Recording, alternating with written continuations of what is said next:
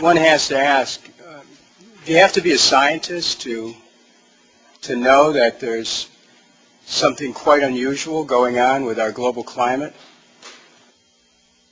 You have to be a member of Congress to understand it? All over the world, people have seen the effects of global climate change. The intensity of storms, the frequency of droughts, the destruction of crops, rising sea levels, changes in migration patterns.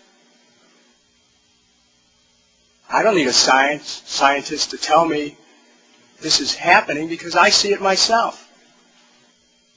But the problem comes when you get scientists who tell you something that's different from what you're seeing with your own eyes. Why do we even get trapped into that type of thinking? Remember the long parade of witnesses who used to come in front of congressional committees generations ago and put TV commercials on the air that would tell people smoking was good for them? It's glamorous, sexy. That was backed by science.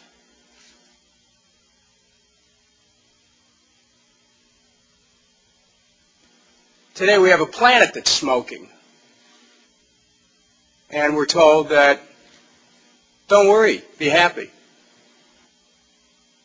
And yet we have seen scientific evidence presented and then subverted by this administration. We paid for the scientific studies. And then when the studies come forward, they're dismissed. We're not even getting what we're paying for.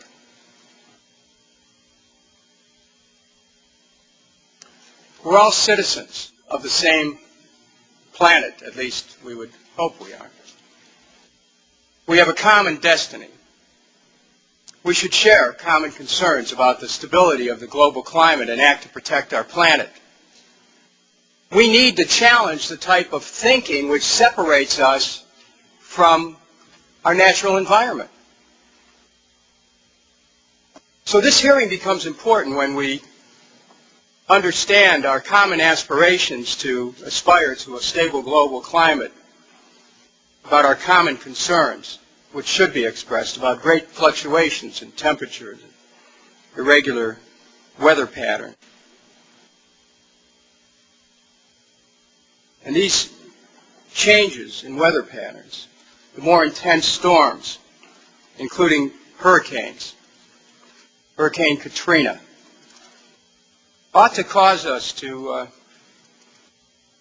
seek out scientists who are free to give us their best advice. There's substantial scientific certainty about climate change. Scientists are confident that global warming is happening.